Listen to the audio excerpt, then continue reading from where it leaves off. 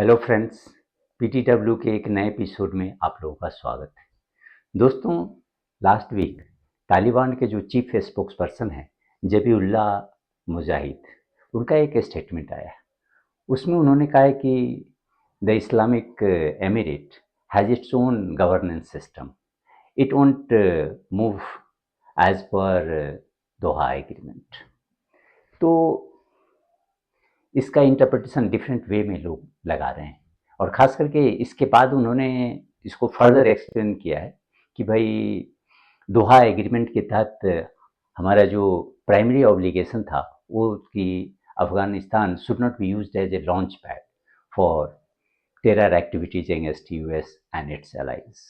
That was the main goal and we have delivered on that.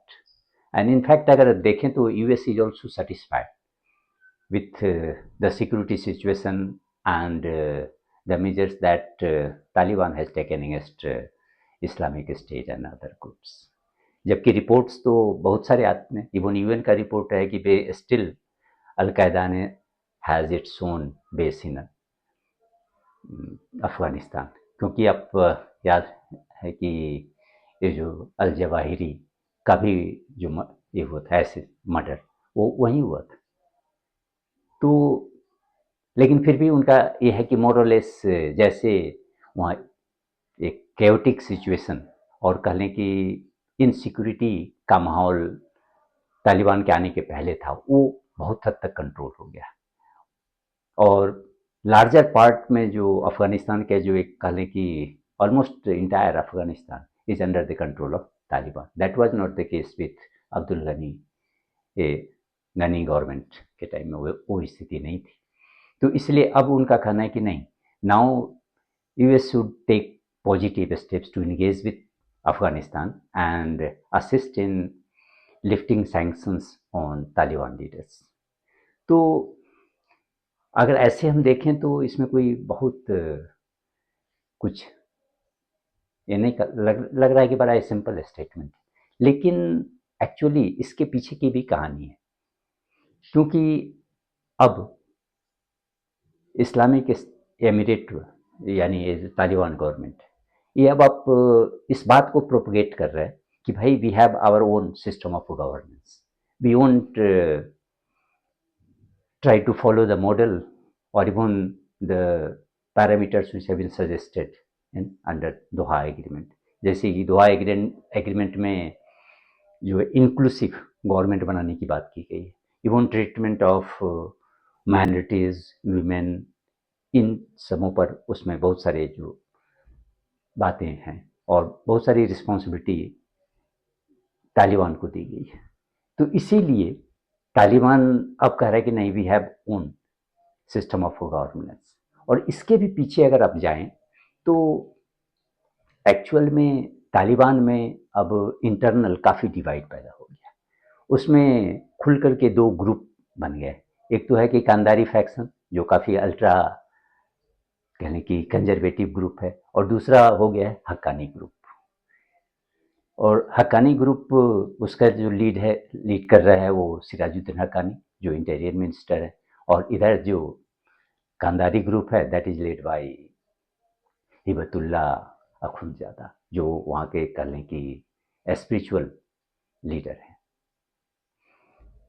अब इसमें ये दोनों ग्रुप के जो डिवाइड के पीछे बहुत सारे कारण हैं, लेकिन एक सबसे बड़ा जो कारण है वो दैट इज फीमेल एजुकेशन। ये Haqqani group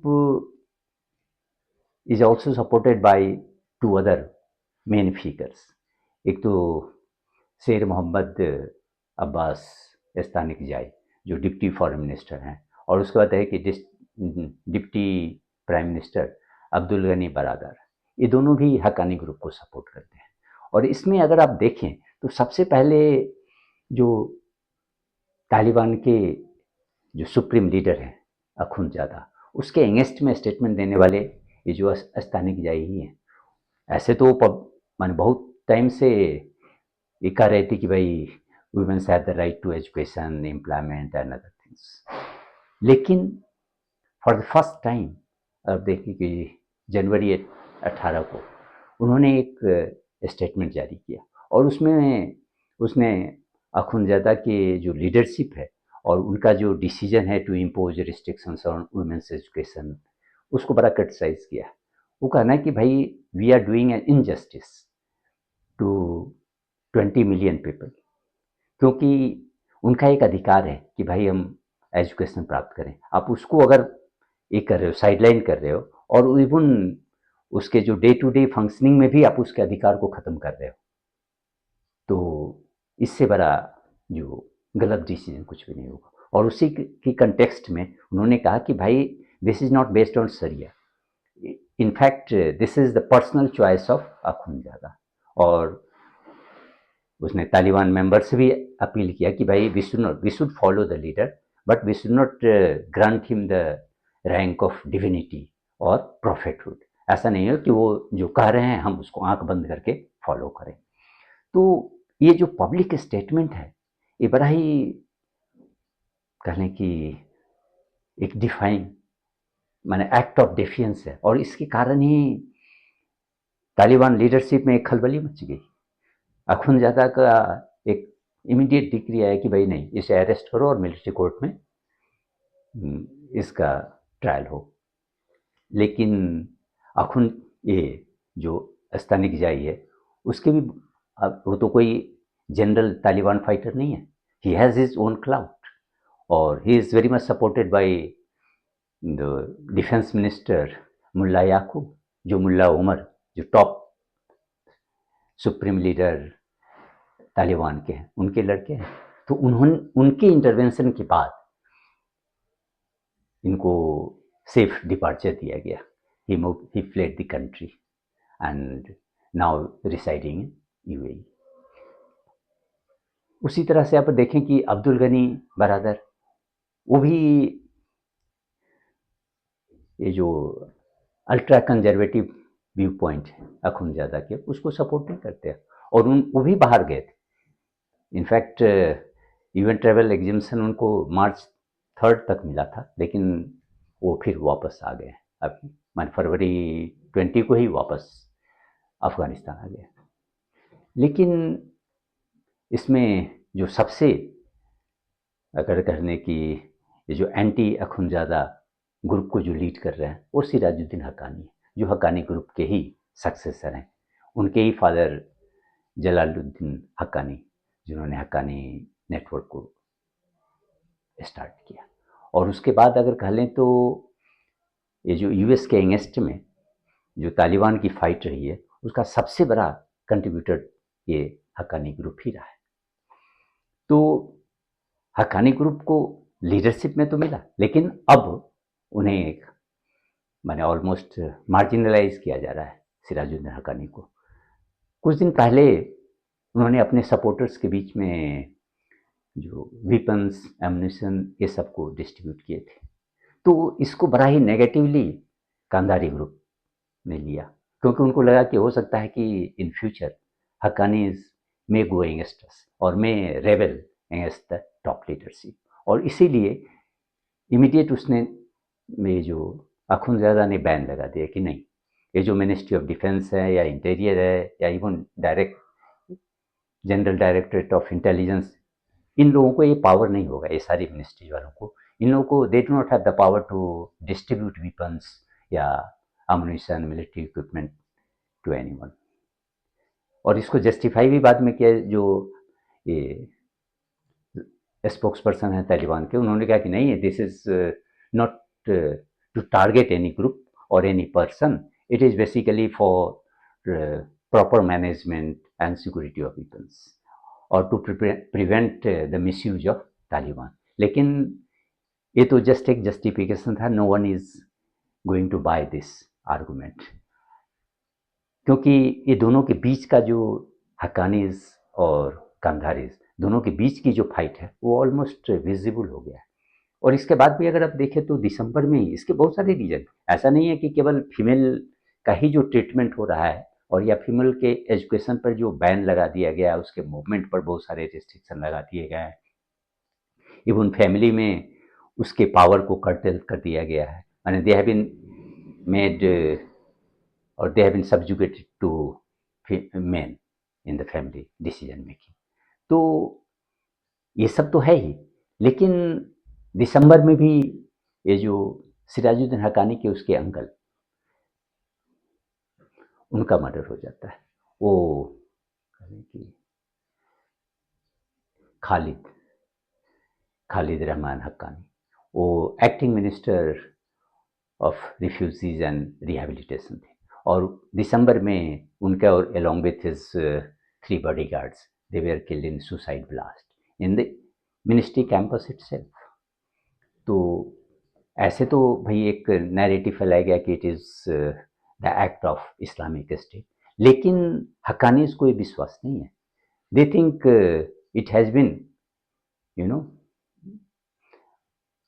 executed by his rivals. Basically वो कंधारी ग्रुप के ऊपर एक फिंगर पॉइंटिंग कर रहे हैं।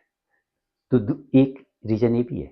दूसरा रीजन है कि हक्कानीज़ को लग रहा है कि भाई ये जो अल्ट्रा कंजर्वेटिव अप्रोच ये कंधारीज इम्पोज कर रहे हैं वो गवर्नमेंट के थ्रू, तो it is creating disaffection among the people.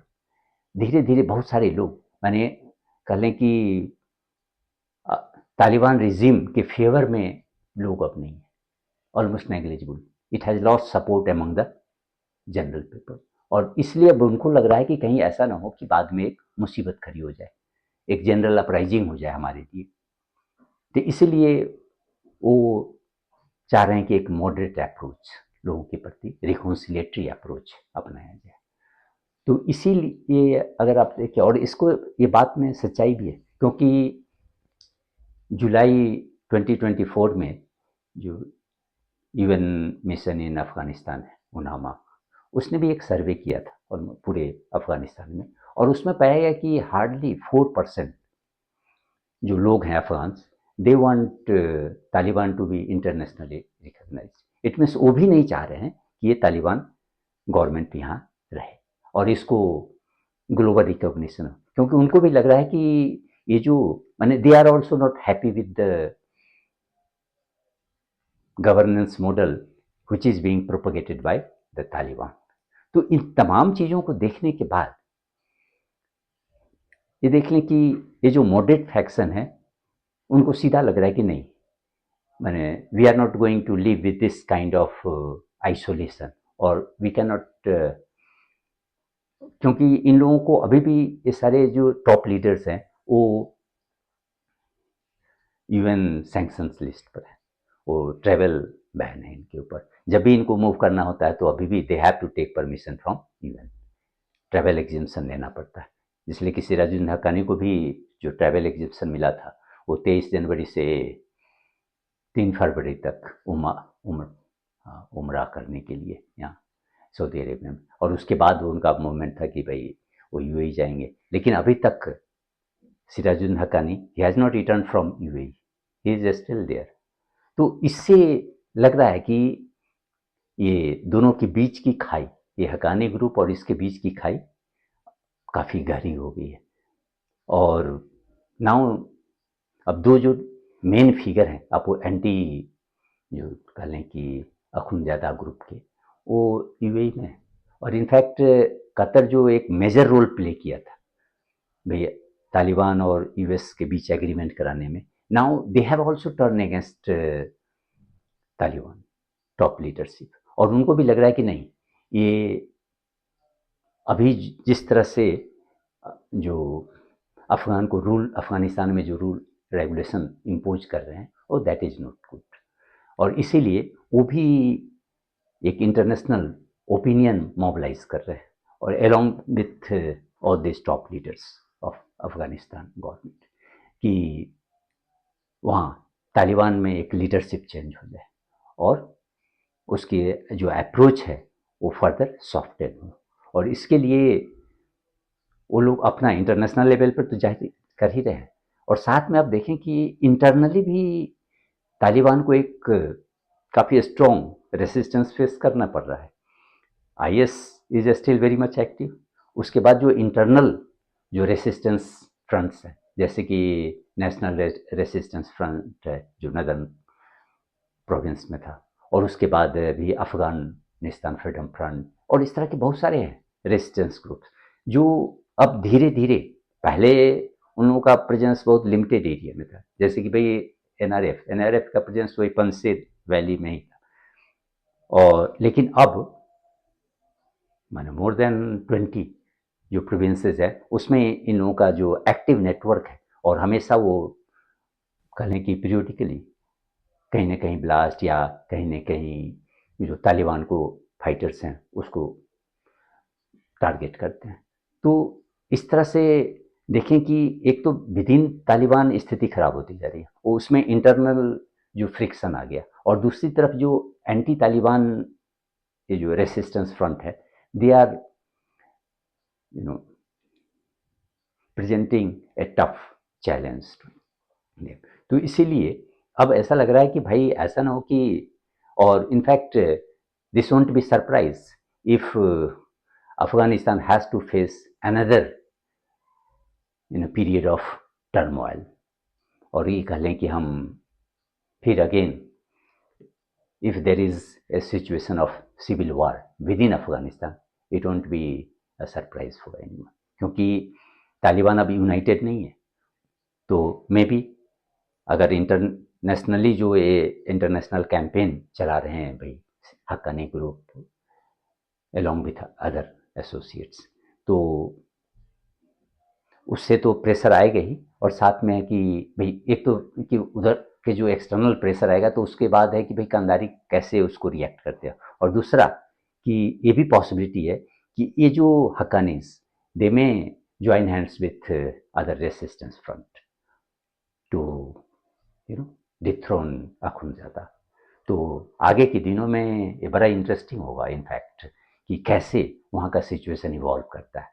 Does is there any or is there any chance of leadership change in Taliban, or is there any chance, और कह लें कि